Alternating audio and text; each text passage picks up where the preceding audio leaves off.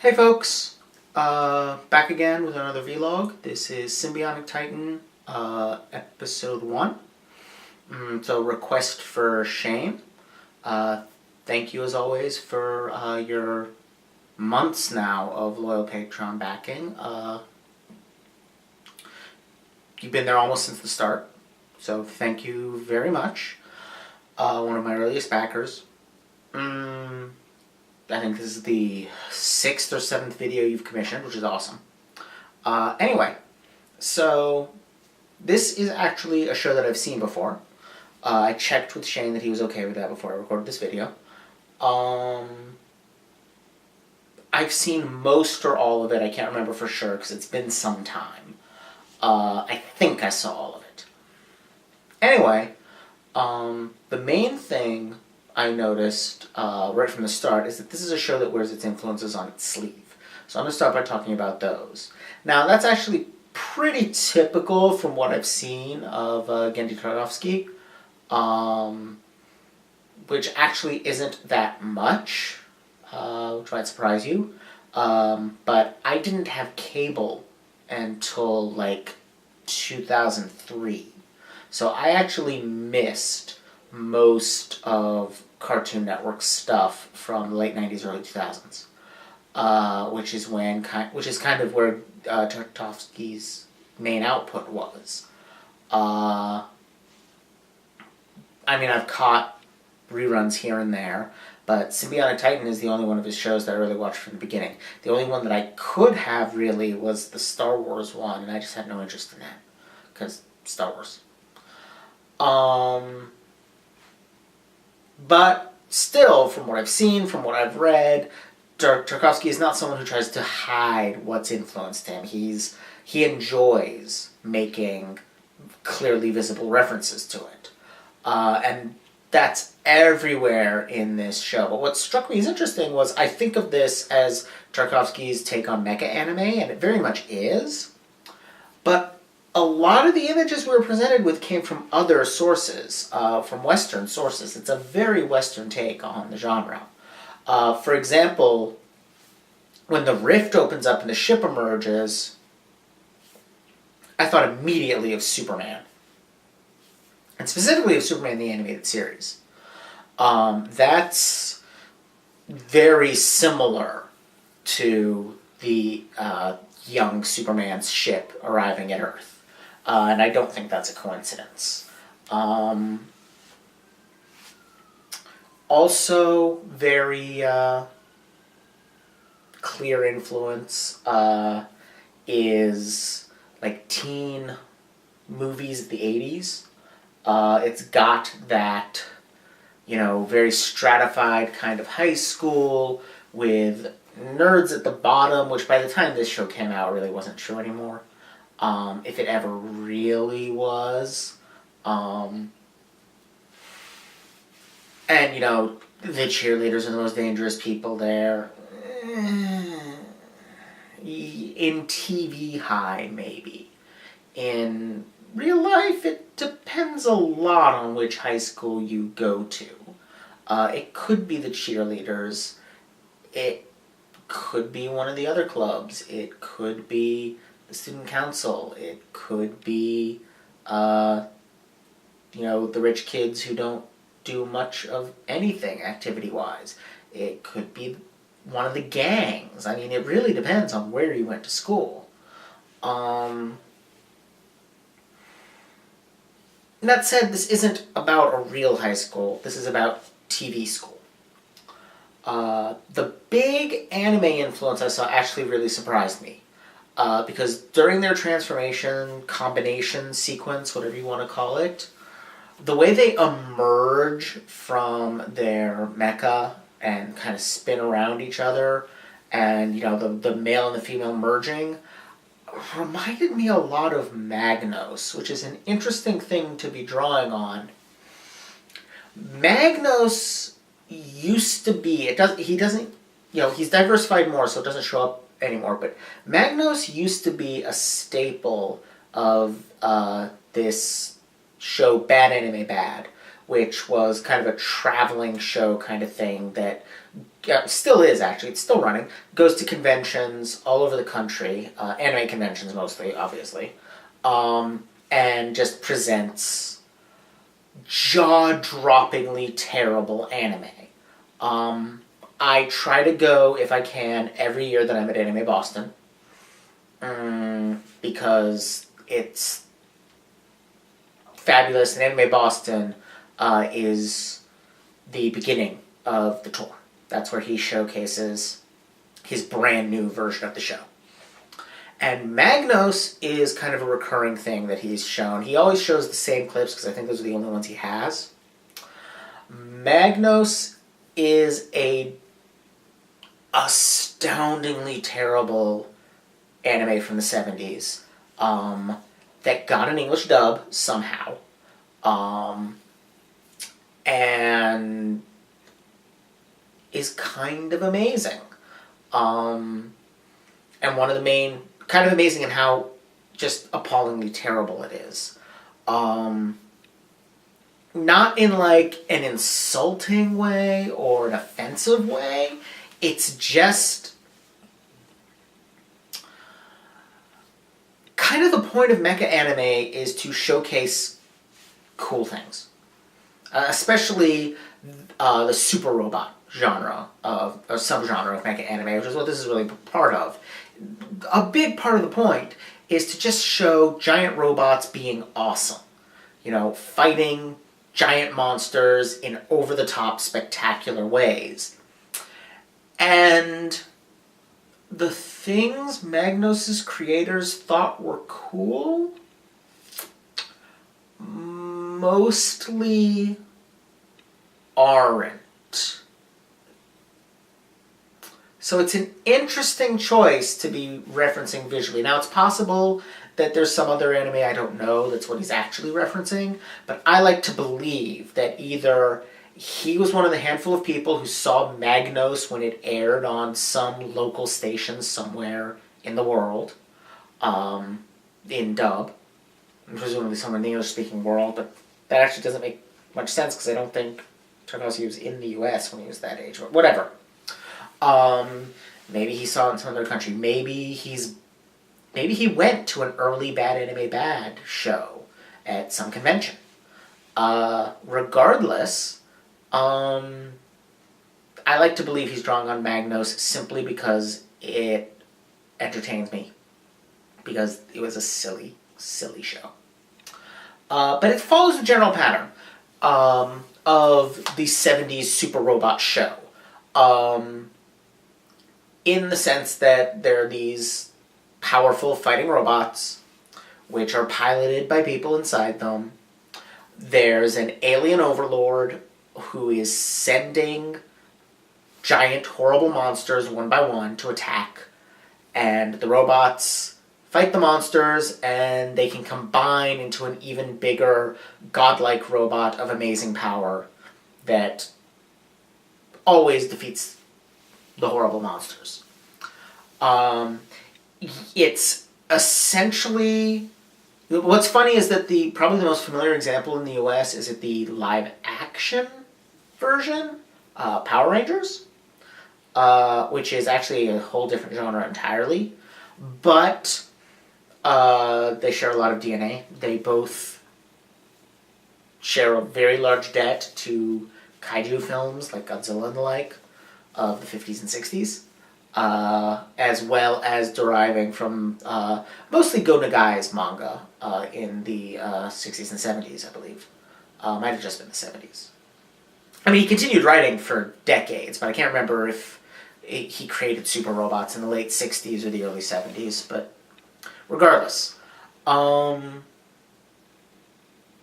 mean, that's clearly the genre it's drawing on. But there's tons of other stuff in there that is not really anime. For example, did you notice there are no non-antagonistic humans in this episode? Every single human who appears in it is in some sense hostile. Either the kids at school making fun of them, or the general trying to kill them, or Solomon trying to hunt them. Though honestly, I can't remember if Solomon turns out to be an alien or something. He's definitely using pretty advanced technology compared to the general. I think he's just a human using alien tech, if I remember right. So, yeah, and even if he is an alien, there's still no non-antagonistic humans. He wouldn't be the only antagonistic alien. The point is that there are no friendly humans in this entire episode. Now, I do remember they start showing up later, but the effect in the initial episode is to cast life on Earth as being an outsider in a hostile world. And I think it's very telling that Tarkovsky described, through Octus, describes the nerds as the most intelligent but weakest of the factions in high school. I don't really believe that's accurate. I remember being a nerd back in high school. And frankly, if we were so smart, why weren't we doing better? It wasn't like everybody else teamed up against us. That's really not how it worked in retrospect. It was more that we tried to demonstrate our intelligence by deliberately putting ourselves outside the social system, thus, for many of us, crippling our own social development, which is not a very intelligent move. So, but I remember things getting more complex as the series goes on, and that's good. And I like that the three of them, that Octus is the only one who seems to be falling into a natural group. He is obviously a nerd.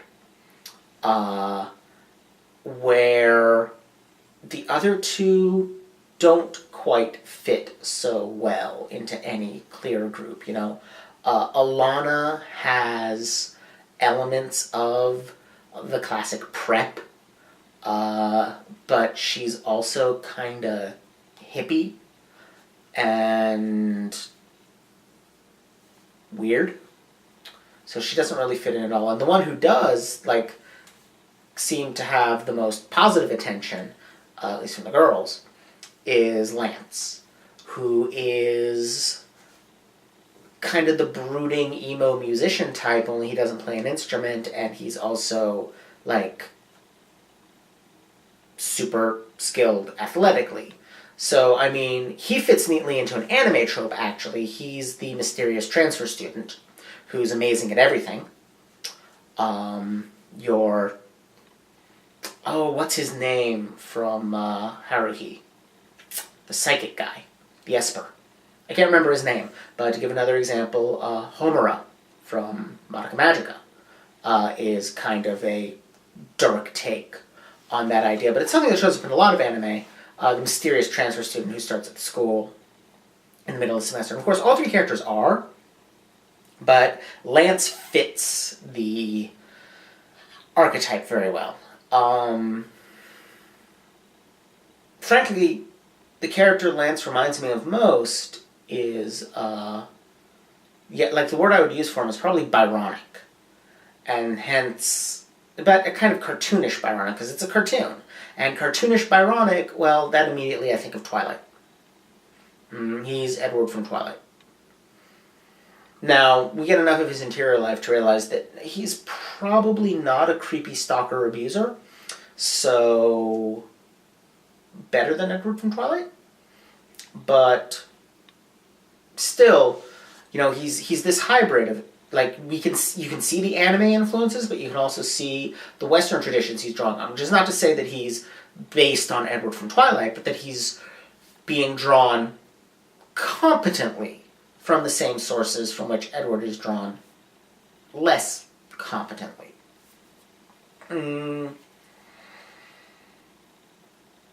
So, that's all good. Some of the other influences that I recall seeing in there, the general feels to me very much like a Marvel character. I am blanking on his name, but the guy who's constantly... Hulk's girlfriend is his... Like, Hulk's main classic love interest is his daughter. And I can't remember his name. I can't remember her name, and thus I can't remember his name. I think her first name was Betty, but Betty Brant is the Spider-Man character, not the person I'm thinking of. I got nothing. It's not Stryker. I am blanking on his name, but yeah,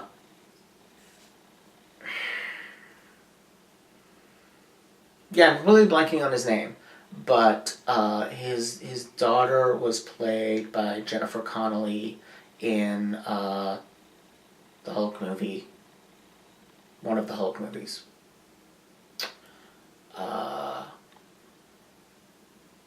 Yeah, I can't remember the character's name, but the general very strongly reminded me of that character. He was very much the Western archetype, and it is primarily a Western archetype. I've seen it very rarely in anime. The only example I can think of off the top of my head is the American Admiral in Neon Genesis Evangelion, who shows up in one episode.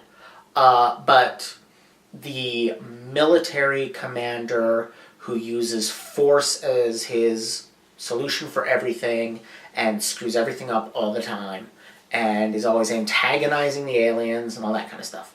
It's a character that goes back at least to the 50s, probably further. But it was definitely a staple of 50s B movies.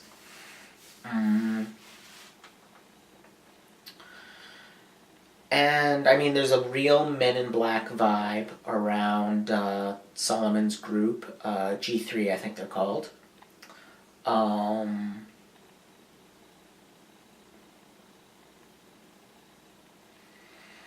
Yeah, that's all, you know, very Western.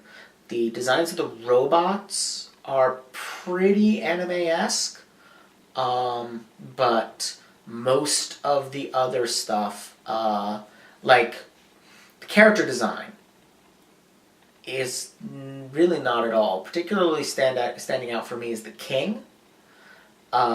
He is drawn very much in the hyper-realist style, which is like that inflated, super muscly superhero style of like late 80s, early 90s. Really throughout the 90s. And it still influences comic book styling, comic book art to this day, of like relatively realistic. You start with a relatively realistically proportioned character, and then you just take them to the limits of believability. You just make. If it's a man, you make their upper body like this massive wedge that's covered in muscles, but still looks like a person more than, an anime character does. For example, anime is not particularly interested in realism. It comes from a much more representationalist tradition. Its big influence in roughly the same time period, a few years later, is Superflat, which is very much not at all representational. It's more a pop art kind of a thing. And anime is, goes for much more stylized designs, which there's definitely influences there, especially in the faces, but the bodies are not anime character bodies. They're, and honestly, really the only characters who have anime faces, when you think about it, are especially Alana and Lance. So it's kind of positioning them even more so as outsiders.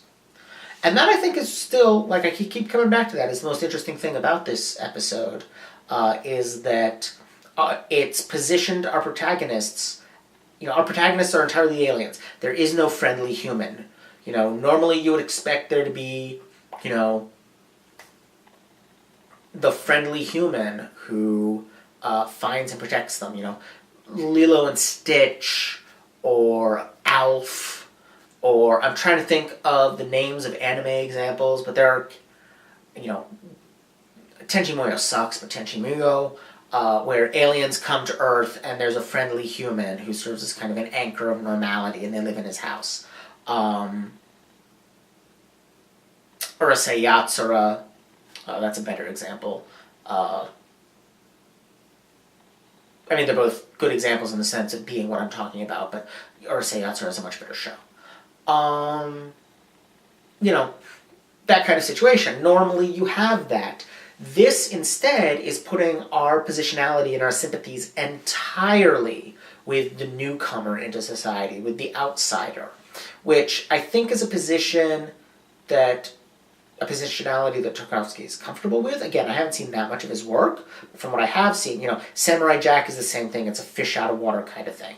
Dexter's Lab, the primary joke of that is that Dexter doesn't fit at all into the world around him. He's a budding supervillain in, you know, mad scientist type supervillain in a fun, silly cartoon world for kids.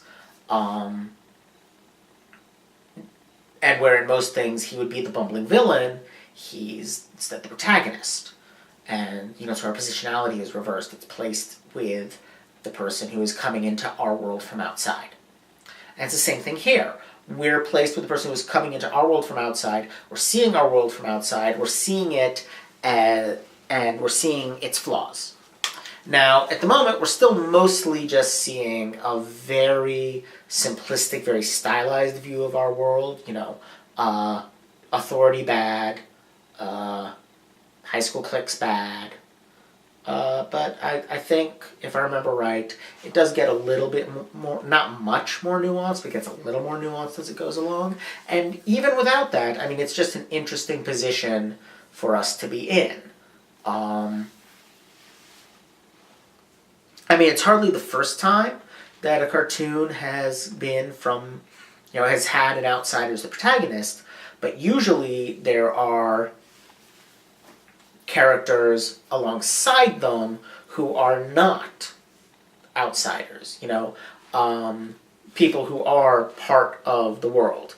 And usually, when something is set in our world, particularly, there's at least someone among the protagonists that we're anchored to, that is from our world. Star versus the forces of evil. That's a big part of, I'm blanking on his first name. Marco. Marco's role is to be someone from our world. That we get, therefore, we get the dual perspective. We get our world looking kind of, well, at Star, and we get Star looking at our world. Here, we don't have that. All we have is the outsider's view of our world. It's just a different approach, and I like it. I think that's about it. I feel like I've been rambling for quite a while on this one, so hope you got your money's worth, Shane. As always, thank you all for watching. See you next time. Bye.